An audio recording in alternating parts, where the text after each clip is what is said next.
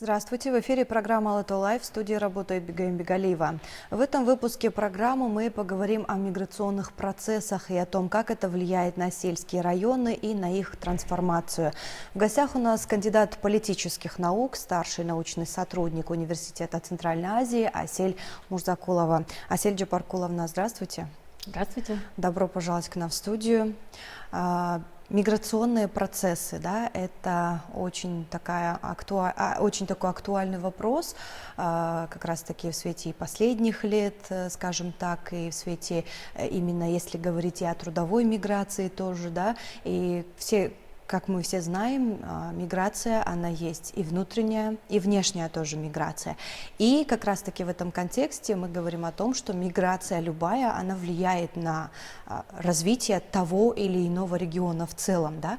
Давайте с вами разберемся вообще, что такое миграция, миграционные процессы и как все-таки они влияют на различные регионы. Ну, как мы все знаем, Кыргызстан очень мобильная страна.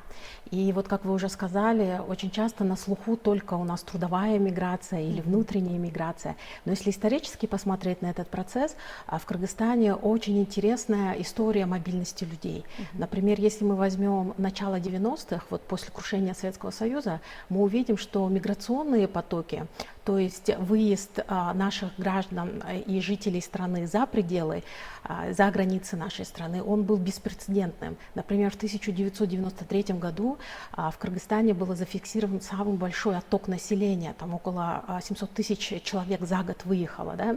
Но мы понимаем, что это не та миграция, которую мы имеем сегодня.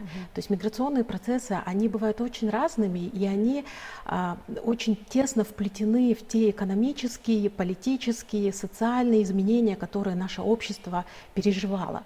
Поэтому, когда мы говорим про миграционные процессы в Кыргызстане, очень важно понимать, какой период мы обсуждаем. Да?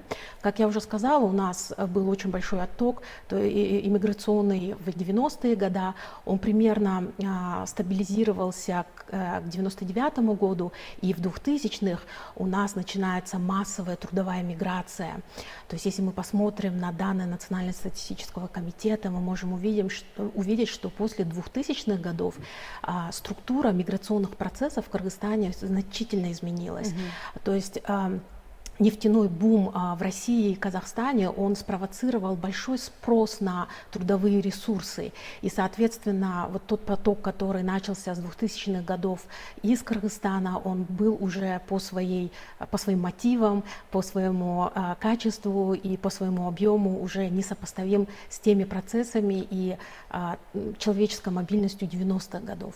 И вот после 2000-х мы видим, что трудовая миграция в Кыргызстане стала одной из важных экономических ниш, то есть это буквально экономический сектор, да, который вот по-разному у нас оценивается. Очень много мы говорим о экономическом влиянии миграции, да, то, что она помогла выйти многим семьям из бедности, да, сократился процент людей, проживающих в бедности, в крайней бедности, но вместе с этим были и свои вызовы.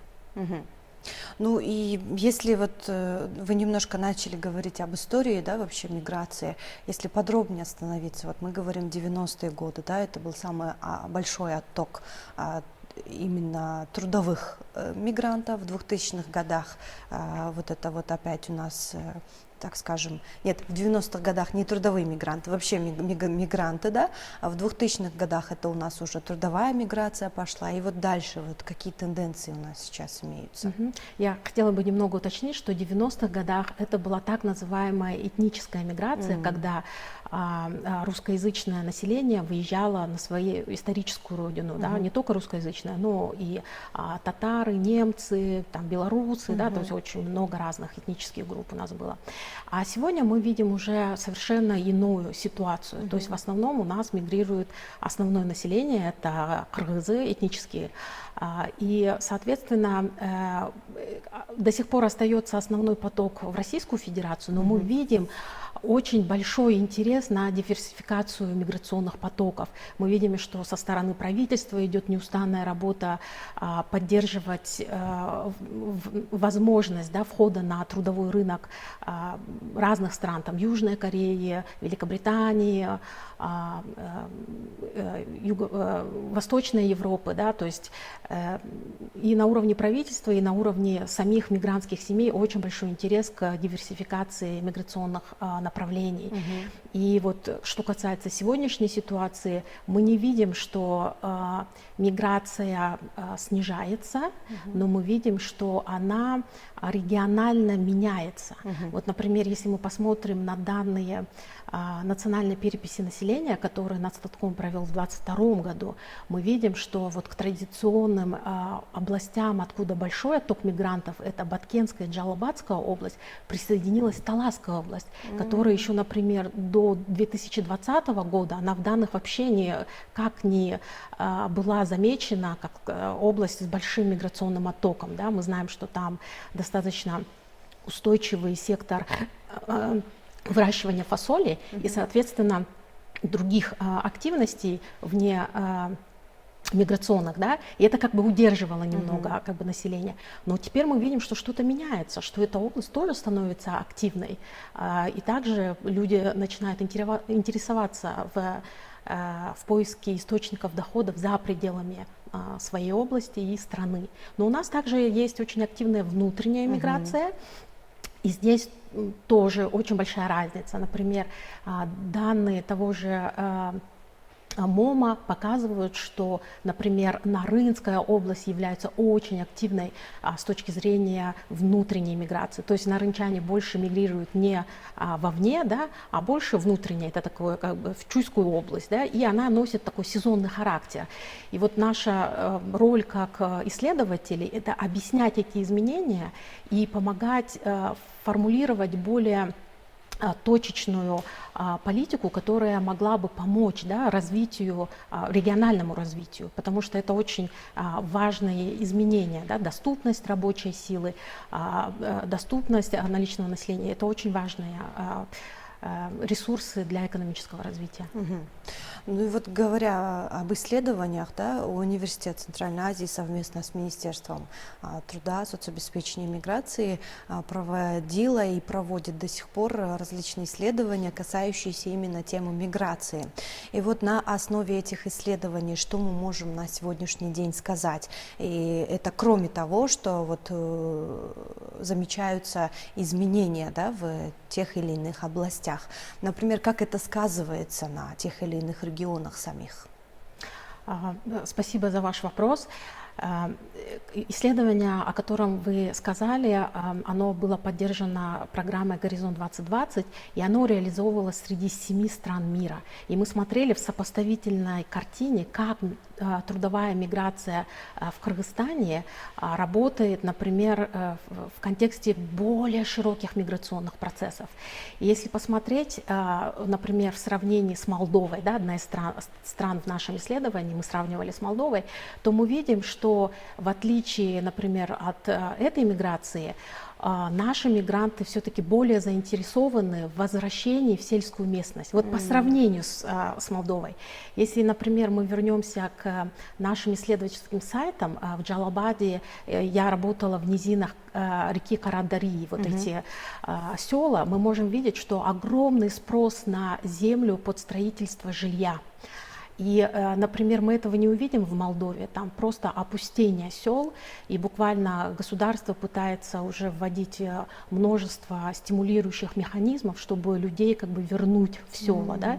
И у нас мы можем видеть, что люди, конечно, они могут жить на 2 дома, да, то есть иметь какое-то жилье и в Бишкеке, в Аше, там, ну, в городах, но в то же время они все равно оставляют за собой свои сельскохозяйственные земли, они их не продают, и поэтому, если вы посмотрите, у нас еще нет рынка сельхозземель вот в этих регионах, да, например, в Джалабаде, в Баткене, да, земля в основном требуется именно для строительства индивидуального жилья. А вот укрупнение, да, вот то есть аккумуляция сельхозземель для ведения более масштабного сельского хозяйства, вот этой тенденции не происходит. И это как бы парадокс кыргызстанского случая, вот в отличие от других, например, мы делали исследования в Марокко, в Эфиопии, то у нас не происходит аккумуляция сельхозземель. И это очень интересный случай, если посмотреть как бы в мире. У нас еще пока нет ответа, почему так происходит, и поэтому нам нужно больше исследования, которые бы распаковали эти процессы. Почему у нас люди, которые уезжают в миграцию, и получается у них уже появляется капитал, но они не вкладывают его в увеличение своего сельхоздохода, да? Но в то же время они не продают свои земли. Вот как бы очень интересный как бы момент здесь происходит у нас. А можем ли мы как раз-таки в этом случае говорить о том, что наши соотечественники, они уезжают, если говорить о трудовой миграции, на время, для того, чтобы вернуться на свою родину и у себя же на родине продолжать жизнь? Да, вы очень четко это определили. Действительно, это так. То есть, знаете, есть у нас понимание, как представление, да? У каждого мигранта есть представление своего будущего, и это будущее так или иначе связано с Кыргызстаном. И это очень уникальный процесс, потому что если мы посмотрим на страны, где более исторически долгая миграция, например, тот же Марокко, да, мы видим, что у людей уже нету такого образа будущего. То есть уже постепенно, когда мы уже видим, там, например, 10-11 поколение мигрантов, то уже взгляд на будущее будет больше связан уже со страной пребывания, нежели со страной происхождения. И вот здесь, мне кажется, очень важный момент, который отличает Кыргызстан вообще во всем мире, это то, что наши трудовые мигранты, они, где бы ни были, да, в какой бы стране, они все равно как такой взгляд на долгосрочное будущее видят возвращение. Я не говорю, что так сделают все, но во всяком случае это их восприятие. Мне бы хотелось побольше о трудовой миграции поговорить. И вот она же, скажем так, не стоит на месте, это понятие, да, оно с годами, со временем все-таки меняется. И вот хотелось бы поговорить о современной трансформации трудовой именно миграции. Да, знаете, у нас происходят просто уникальные процессы. Если мы посмотрим на то, как описывался Кыргызстан еще, например, 5 лет назад, мы увидим совершенно новую картину сейчас, потому что Кыргызстан уже трансформировался из страны, которая как бы была страной происхождения мигрантов, в страну, которая принимает мигрантов. Если вы увидите, например, даже пройдетесь по крупным стройкам в городе и даже в сельской местности, вы увидите очень много наемной трудовой силы. Таким образом, наша страна превратилась уже из традиционной страны как бы происхождения в страну транзита и приема трудовых мигрантов. И, соответственно, это влечет новые вызовы и новые как бы сложности, с которыми необходимо нам работать. Но это же опять-таки напрямую связано с тем, что у нас тоже идет отток наших именно трудовых мигрантов. Из-за того, что наши соотечественники выезжают за пределы страны в трудовую миграцию, у нас не остается, скажем так, рабочей силы и приходится извне. Да, это действительно так, то есть у нас наблюдается дефицит рабочей силы, но также у нас наблюдается экономический рост.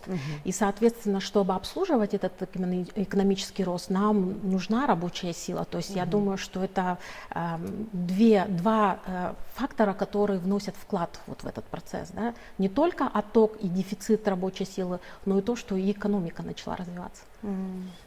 Вот до этого вы отметили то, что миграция, она и в сельской местности тоже имеет какое-то влияние. Можем подробнее об этом поговорить? Насколько миграция меняет сельскую жизнь, сельские районы? Миграция, на мой взгляд, является, наверное, самым первым фактором, который изменяет сельский Кыргызстан. Это можно увидеть несколькими путями. Ну вот первое — это по архитектуре. Если вы попадете в села с большим оттоком мигрантов, вы практически не увидите там старых домов. Практически все улицы заполнены новыми домами, которые построены из новых материалов и так далее. Да? Конечно, это тоже рождает свою экономическую нишу на селе. Следующий момент — это трансформация систем растениеводства. Например, если мы посмотрим низины, опять-таки, Джалабадской области, вот там, где у нас рисоводы, да, в основном, и отмотаем немножечко назад и посмотрим, что выращивалось до начала массовой миграции, мы увидим, что это был хлопок, то есть это было хлопководство. Соответственно, оно стало невыгодным экономически, и люди начали вкладывать свои сбережения от трудовой миграции в трансформацию систем растениеводства. Таким образом, современные рисоводы в Кыргызстане — это как бы прошлые мигранты или те домохозяйства, которые получали денежные переводы. Еще один важный момент, который также стимулирует миграцию в сельской местности, который связан с недостатком рабочей силы, то, что трудовые мигранты формируют спрос на сельскохозяйственную рабочую силу.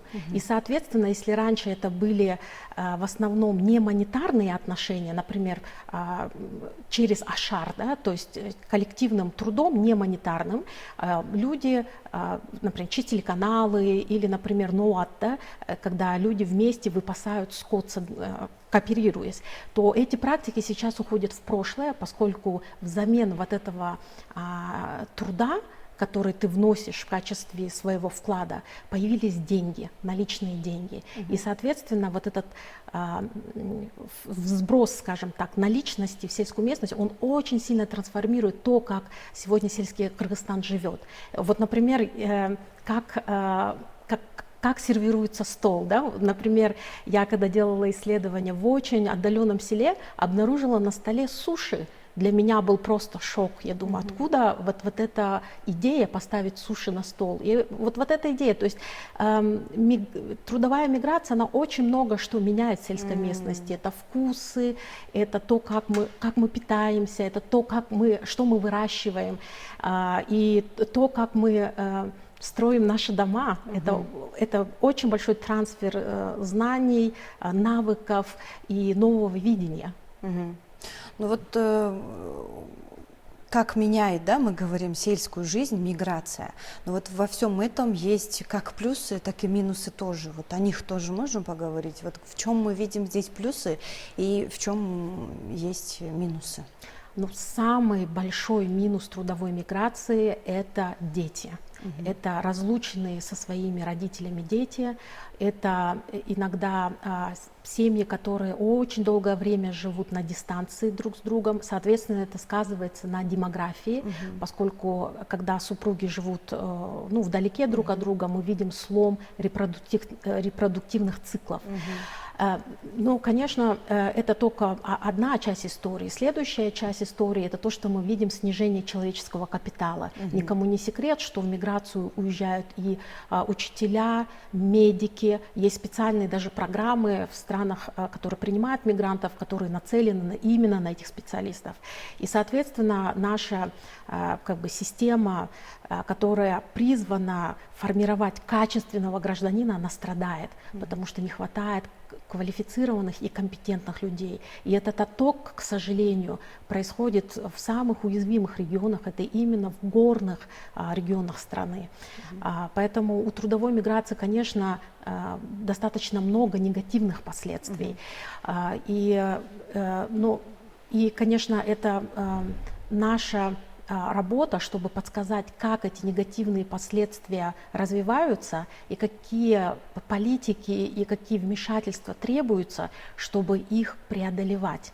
Но в этом плане Кыргызстан не является единственным случаем. Если мы посмотрим глобально, то это проблема, с которой сталкиваются все страны, в которых имеется трудовая миграция.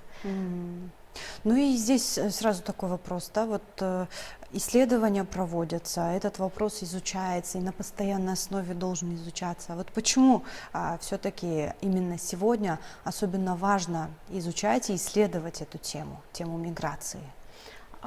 Сегодня очень важно, поскольку мы находимся в очень удивительной для Кыргызстана экономической динамике. И, соответственно, наша вся повестка, она очень сильно меняется.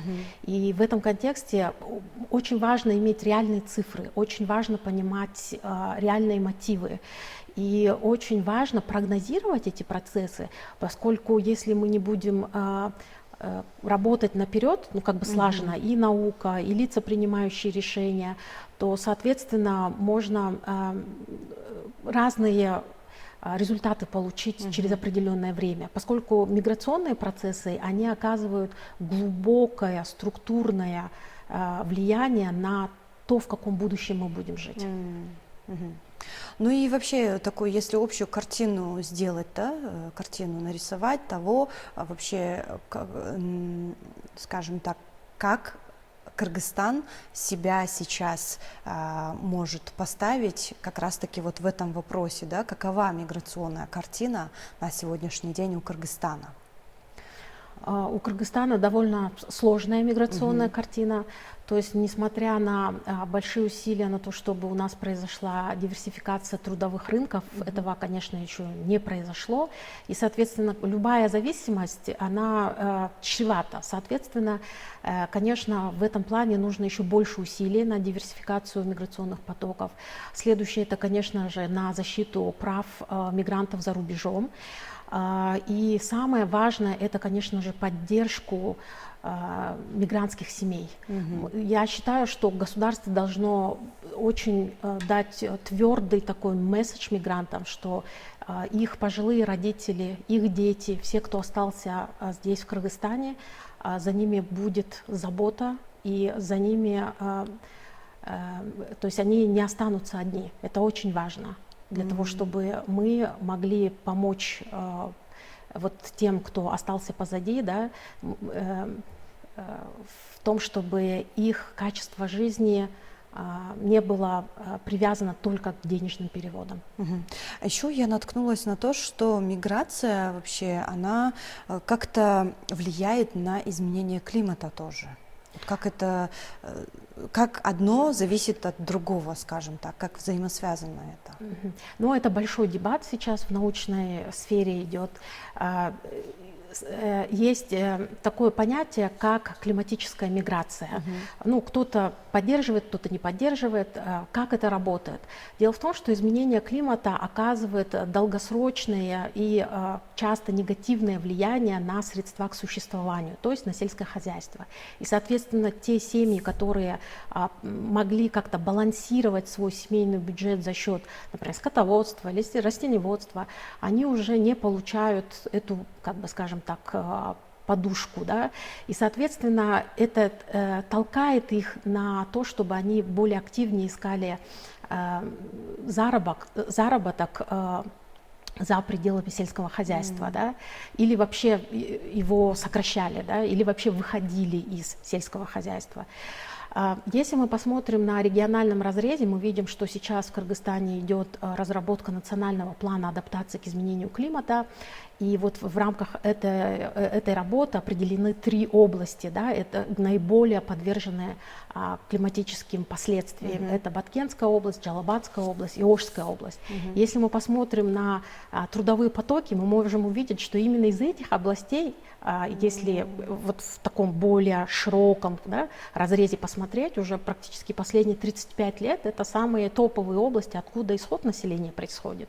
И если мы посмотрим на климатические динамики, например, Иркин Исаев и Мария Шерманова, они сделали анализ изменения климата для Баткена и доказали, что количество засух в этом регионе выросло в 5 раз за последние 50 лет. И, соответственно, это сказывается на ухудшении доходов от сельского хозяйства, и это медленные процессы, да, это не так, что засуха произошла и люди уехали, нет, это так не происходит, это медленно развивающиеся процессы, которые раз за разом подрывают источники существования людей, и, соответственно, трудовая миграция для них, как за рубежом или так внутри Кыргызстана, становится самым доступным и самым, скажем так, быстрым способом стабилизировать свой семейный бюджет. Асель Джапаркуловна, спасибо вам большое за то, что пришли к нам в студию, ответили на наши вопросы. Я желаю вам успехов в вашей дальнейшей деятельности. А я напомню, что это была программа Лото Лайв. Спасибо, что были с нами, и до встречи в эфире.